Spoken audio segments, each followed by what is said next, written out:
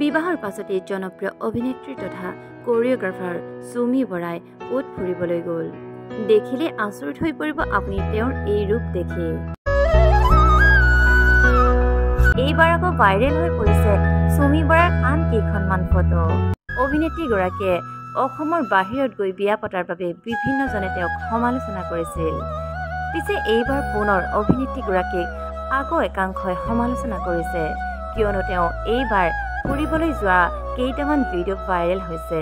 অভিনেত্ৰীগৰাকীয়ে বিয়াৰ পাছত তেওঁৰ স্বামীৰ সৈতে ডুবাইত নিজৰ জীৱনৰ বিশেষ সময়সমূহ পাৰ কৰি আছে আৰু তাতে একাংশৰ গা জ্বলি পুৰি আকৌ শেষ হৈ গৈছে।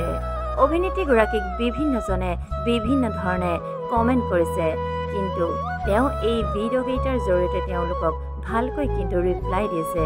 তেওঁ নিজেই কষ্ট কৰিছে, নিজেই টকা উপাৰ্জন কৰিছে আৰু নিজেই ফুৰিব গৈছে। তাত আনৰ ক'ব লগা বাৰু কি থাকিলে কওকচোন। যিসকলে নিজে টকা ঘটিব নোৱাৰে সেইসকলেহে আনক সমালোচনা কৰিবৰ বাবে সময় পায় নে কি কয় বাৰু।